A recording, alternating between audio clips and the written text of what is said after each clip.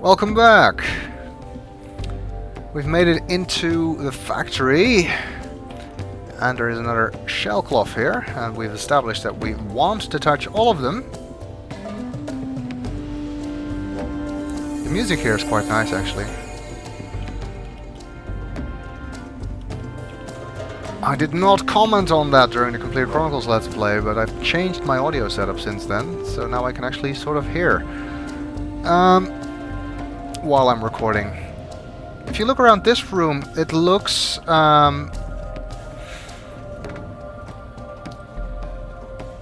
as though they probably had some way to get the material out of the train, and then maybe these pods or something were used to store them. Some of them are probably also used for water, considering where some of these pipes appear to go.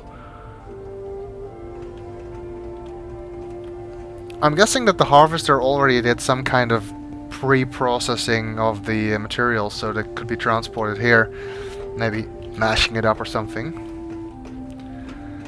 Let's head outside here. I must admit, nothing makes any sense to me. You can see here that there's some pipes going across the front here. Not sure what those are for. I think that this big pipe around through the middle is the is for transporting the material to the grinder, which is down there. But again, not sure. The only thing that I notice is that the water here is really dirty, and whereas, well, it's a different color than the water in the middle bit. Yeah. And since the water in these pools comes from the drains, from the mixers, so I guess that means the output from the mixers is dirty, although, I mean, this equipment hasn't been used for quite a while, so who knows? Might just have gotten dirty some other way. Unfortunately, this bridge is out, which means that we have to take a detour, of course. I think either here or on the other side there's a number clue in Complete Chronicles, but they're not here. We don't need to worry about them now. We just need to make sure that we get all of those shell cloths.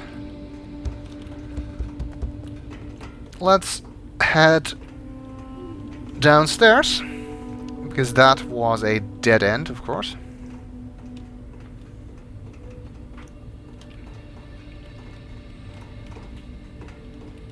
And from here, you can see the base of these pods, but again,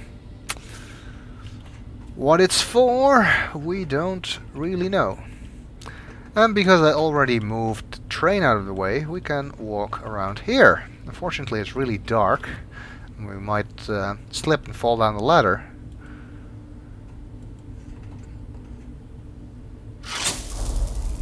But if we turn on the lights, that problem is rectified.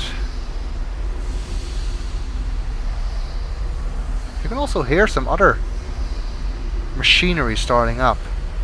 It's like fans. Does it sound like fans to you, or swishy?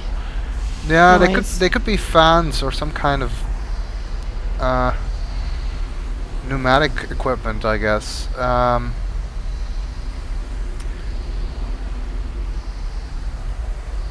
Although I don't think there's any visible sign of anything happening. Oh, look, there's steam coming out these vents. Yeah, but there always is. I think there also is if you...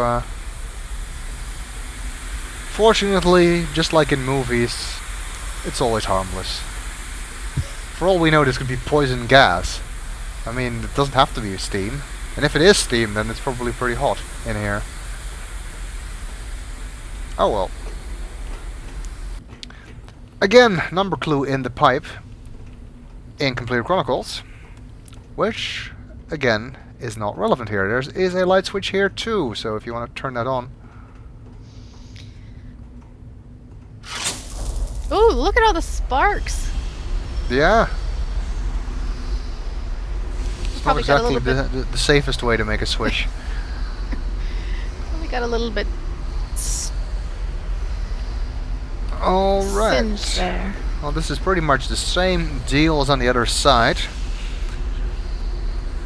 Although, strangely, the call button for the train is missing. This is something that I still find confusing, because I know there's no train on this side, but it would still make sense if there was at least a call button here.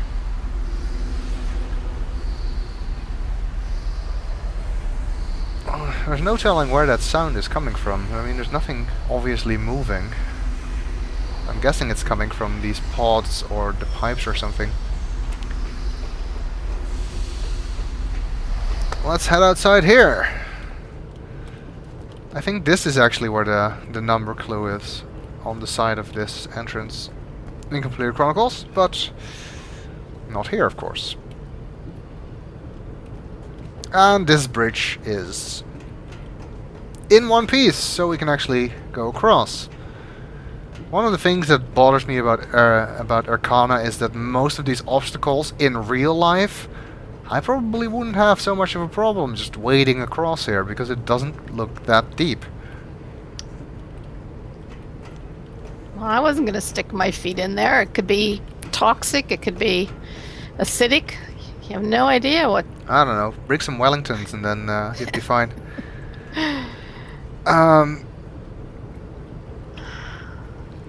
And if not here, there's at least the place with the rock and the broken path at the end, where you could just step over it in real life. One thing you can see here is that this clean water basin actually gets deeper on this side. And this one page that we mentioned before, where we saw the theories, said that you could actually see the see water getting pumped from here if you emptied one of the mixers and then turned the water back on again, but I've not been able to spot that. So I don't know if he was imagining things or whatever, or if he was just talking about something else entirely. Mixing stones, although there is no obvious way for material to get under the mixing stones. So You mean, don't you mean grinding stones? yeah, sorry, grinding stones. What the hell was I saying? Mixing stones. That doesn't make any sense. There's no obvious way for the materials to be transported there, unless they did it manually, which I doubt. There might be some components missing that weren't here originally when the factory was still in operation. We can, however, turn the grinding stones on, which also starts that mill on the outside moving. Again, I'm not sure if the mill is the source of power here or if there's something else going on. And there's also a shell cloth. Well, you know, it would seem to take an awful lot of power to move those huge stones. So how it could generate power itself, I don't know. Well, I'm not saying that the stones are generating their own power, but we don't know if the mill that's attached to it, the windmill looking thing outside, if that's the source of the power, or if that's also using power. Right. Because that also starts moving when you turn this switch. It's obviously not the only source of power in the whole thing, because the ovens work if you don't turn this on, and the all the lights and stuff also works if you don't turn this on. Okay, well, here's the control room. And I'm just gonna walk up here first before we do anything there. And here we can see the mixers. All four are currently in operation.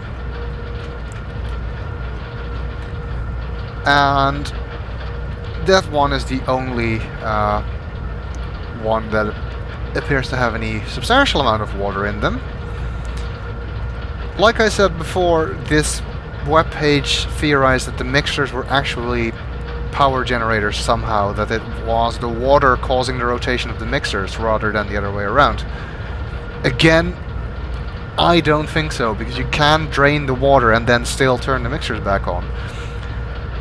And I just don't see how that would work in general. I think that this was either used as a waste processing method or some kind of processing done on the materials used for the pellets.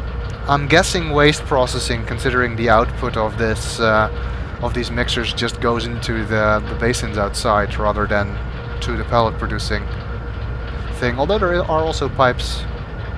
There's pipes leading from the mixers to the ovens, but it could just be that waste goes from the ovens into the mixers from there, or it could be the other way around, that something from these mixer basins goes to the ovens. We don't know.